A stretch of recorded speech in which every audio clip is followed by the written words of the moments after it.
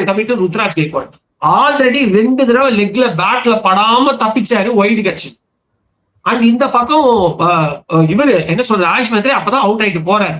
Then isn't it your responsibility? Again, I will quote Virat Kohli as I did in the morning. 2024 World Cup final 3-4. அதுக்கு form போறாரு, அது வரைக்கும் ஃபார்ம்ல இல்லாத மனுஷன். டக்குனு ரோஹித் சர்மா ஸ்டைல் ஒரே ஓவர் அவுட் டப்புன்னு அந்த இடத்துல ஆங்கர் இன்னிங்ஸ் மாத்தாரு.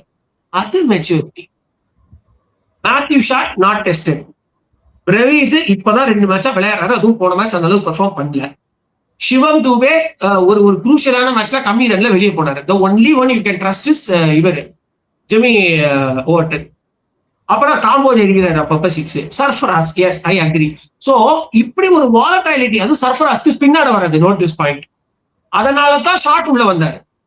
ஓகேங்களா, ஒருவேளை ஸ்பின் போட விட்டா சர்ஃபராஸ் தவிப்பாருன்னு சொல்லிட்டு. அப்படி இருக்கும்போது why did you lose your wicket? Mistake number 2.